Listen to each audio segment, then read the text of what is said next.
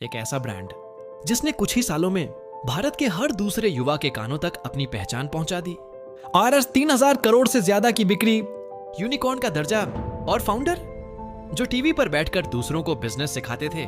सब कुछ परफेक्ट लग रहा था, लेकिन जब ये ब्रांड अपने सबसे बड़े कदम यानी IPO की ओर बढ़ रहा था, तभी कहानी ने ऐसा मोड़ लिया जिसने हर किसी को सोचने पर मजबूर कर दिया।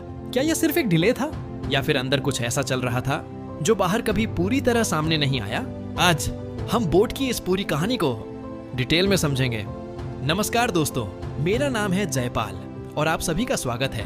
व्यू ऑन में वीडियो अच्छी लगे तो लाइक करना ना भूलें। चलिए वीडियो स्टार्ट करते हैं। साल 2016 भारत में स्टार्टअप कल्चर तेजी से बढ़ रहा था। इसी बीच दो लोगों ने एक सिंपल आइडिया के साथ शुरुआत की। ना कोई बड़ी फैक्ट्री, ना करोड़ों की फंडिंग, बस एक प्रॉब्लम और उसका सॉल्यूशन।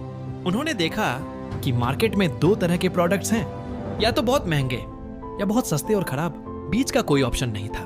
यहीं से आइडिया आया, क्यों ना ऐसे प्रोडक्ट्स बनाए जाएं जो दिखने में प्रीमियम हो लेकिन कीमत में अफोर्डेबल हो। इसी सोच के साथ शुरू हुआ बोट। लेकिन यहाँ सबसे इंटरेस्टिंग बात यह थी, उन्होंने शुरुआत हेडफोन्स या स्पीकर से नहीं की, बल्कि एक चार्जिंग केबल से। एक ऐसी केबल जो बाकी केबल्स की तरह जल्दी खराब नहीं होती थी। ये ब्रेडेड थी, मजबूत थी और लोगों को पसंद आ गई। ये छोटा सा प्रोडक्ट उनकी पहली जीत बन गया। अब कहानी में आता है वो मोमेंट जिसने बोट को रॉकेट बना दिया। जब आया तो इंटरनेट सस्ता हो गया और अचानक भारत डिजिटल बन गया। अब हर हाथ में स्मार्टफोन था और स्मार्टफोन के साथ एक नई जरूरत पैदा हुई, म्यूजिक, वीडियोस, गेमिंग। और इसके लिए चाहिए था ईयरफोन्स, स्पीकर्स। बोट ने यही मौका पकड़ा। उन्होंने ऐसे प्रोडक्ट्स बनाए जो दिखने में स्टाइलिश और कीमत में अफोर्डेबल थे, और सबसे खास उनका बेस जो युवाओं को तुरंत अट्रैक्ट करता था। यह सिर्फ प्रोडक्ट नहीं था, यह फीलिंग थी। अब तक प्रोडक्ट अच्छा था, टाइमिंग सही थी, लेकिन असली गेम शुरू हुआ मार्केटिंग से। बोट ने खुद को इलेक्ट्रॉनिक्स ब्रांड नहीं बताया, उन्होंने खुद को बनाया लाइफस्टाइल ब्रांड। उन्होंने सेलिब्रिटीज को जोड़ा, स्पोर्ट्स स्टार्स, इन्फ्लुएंसर्स, और ब्रांडिंग को कूल बनाया। लेकिन सबसे बड़ा मूव था बोट हेड्स। उन्होंने अपने कस्टमर्स को एक नाम दिया। अब लोग सिर्फ बायर्स नहीं थे, वे कम्युनिटी का हिस्सा बन गए थे। Social media campaigns, celebrity promotions, सब कुछ परफेक्टली प्लान किया गया। लोग प्रोडक्ट नहीं खरीद रहे थे, वे ब्रांड को अपनाने लगे थे। कुछ ही सालों में करोड़ों प्रोडक्ट्स बिके। हर जगह बोट नजर आने लगा। ऑनलाइन प्लेटफॉर्म्स पे डोमिनेंस, रेवेन्यू आज 3000 करोड़ के पार, वैल्यूएशन 7,000 करोड़ प्लस।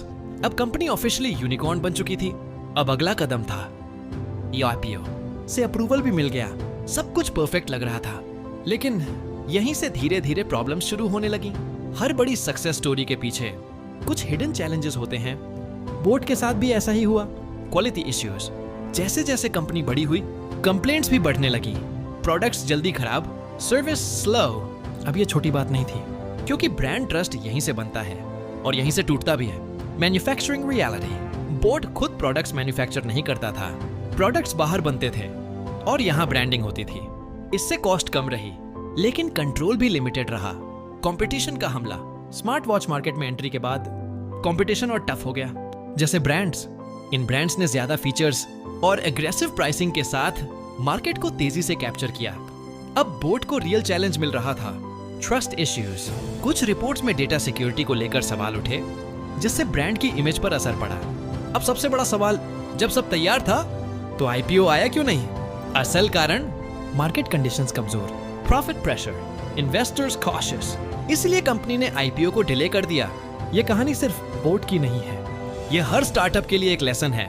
मार्केटिंग आपको तेजी से ऊपर ले जा सकती है, लेकिन लंबे समय तक टिकने के लिए चाहिए strong product, customer trust, innovation. यह बोट आज भी मार्केट में है, लेकिन अब उसकी असली परीक्षा शुरू हो चुकी है। Final line, deep tone. Brand बनाना आसान है, लेकिन उसे टिकाए रखना असली खेल है।